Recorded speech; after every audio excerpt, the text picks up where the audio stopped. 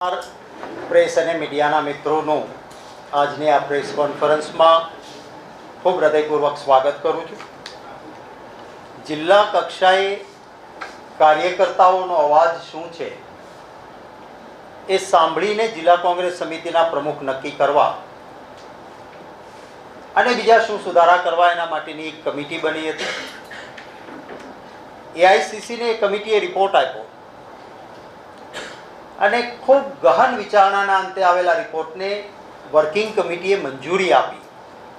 મેં ત્યારે જ વિનંતી કરી કે આપ જે સંગઠન સર્જન અભિયાન શરૂ કરીએ છીએ એની શરૂઆત ગુજરાતથી કરો તો સારું. હું આભાર માનીશ અમારા મોવડી મંડળનો કે એમણે ગુજરાતને પાયલટ પ્રોજેક્ટ તરીકે સ્વીકાર્યું.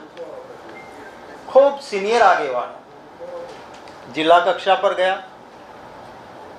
5 દિવસ 4 દિવસ 7 દિવસ રોકાઈને કાર્યકર્તાઓની વાતને અનુરૂપ જિલ્લા કોંગ્રેસના 40 પ્રમુખોની નિમણૂક થઈ. પક્ષ હોય કે પરિવાર, બધા જ નિર્ણય બધા જ સભ્યોને અનુકૂળ ના હોય એવું બને, પરંતુ મહદ અંશે આ નિમણૂકોથી ગુજરાતના કાર્યકર્તાઓને એક નવું બળ, નવું જોમ મળ્યું છે, એક ખુશી ઊભી થઈ છે.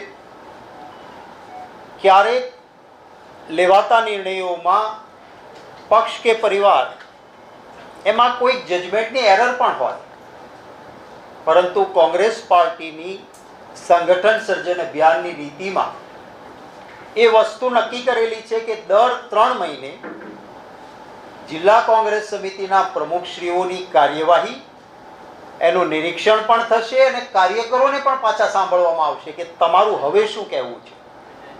તે જરૂર પડે તો એને રેક્ટિફાય કરવાની પણ એમાં જોગવાઈ છે. અંગ્રેજીમાં એવું કહેવાય છે કે change is the only permanent phenomena. દુનિયામાં કશું જ કાયમી નથી, માત્ર એક જ વસ્તુ કાયમી છે અને એ છે બદલાવ. ચેન્જ થયા કરે. આ વાતને સમજીને મારા કોંગ્રેસ પક્ષના જે જિલ્લા કોંગ્રેસ સમિતિના પ્રમુખો બદલાયા છે એમને નમન કરીશ. એમણે આ પ્રક્રિયાને સ્વીકારી નવા આવનારા પ્રમુખને હિંમતસિંહભાઈ પટેલે આપે જોયું અમદાવાદમાં જે રીતે મોટપ સાથે પ્રેસ કોન્ફરન્સ કરી. ગઈકાલે હું ગાંધીનગર ગયો હતો. ગાંધીનગર શહેરના પ્રમુખ બદલાયા છે તો આઉટગોઈંગ પ્રેસિડેન્ટ અને ઇન્કમિંગ પ્રેસિડેન્ટે એકબીજાને ફુલાર કરીને ગળે મળ્યા. હું ગઈકાલે સાબરકાંઠા અને અરવલ્લી હતો. બંને જગ્યાએ મારા પ્રમુખો બદલાયેલા છે.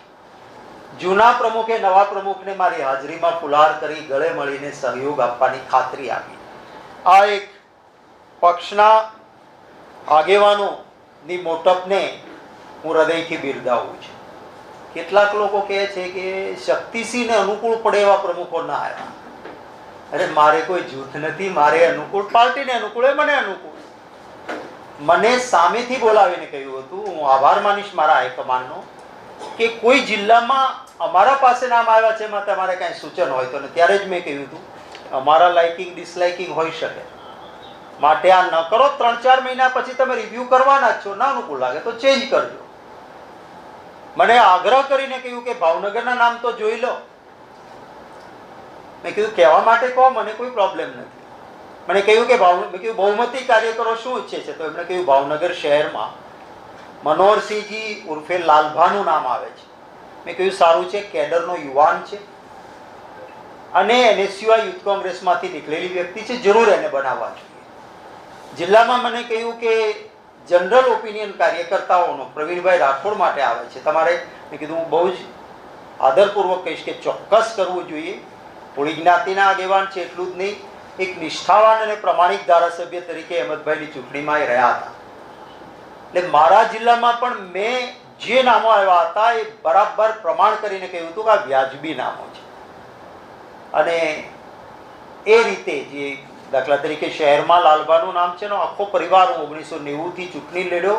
એ પહેલા 86માં જિલ્લા પંચાયતનો સભ્ય હતો, ત્યારે એ વખતના મિનિસ્ટર, રેવન્યુ મિનિસ્ટર અમરસિંહ વાઘેલાના એ પરિવારમાં સગા થાય ને મારે ત્યારથી એમના સાથે પરિચય એક સરખું રહ્યું છે. એટલે ક્યારેક કેટલાક લોકો કંઈક આવી વાત કરતા હોય છે કે કંઈ અનુકૂળ ન આવે. અરે ભાઈ, પક્ષમાં અનુકૂળતા મુજબ ચાલીએ છીએ. 3 મહિને રિવ્યૂ થાય અને પ્રજાના પ્રશ્નો માટે સંગઠન આખું કામ કરે. એના માટે એઆઈસીસીથી પણ મોનિટરિંગ થશે. પીસીસીમાં આપ જોશો અમારો વોર રૂમ હતો, એમાં 24 કોમ્પ્યુટરો સાથે સુસજ્જ વોર રૂમ બનાવી રહ્યા છીએ. એટલે લોક પ્રશ્નોમાં કોંગ્રેસ વધારે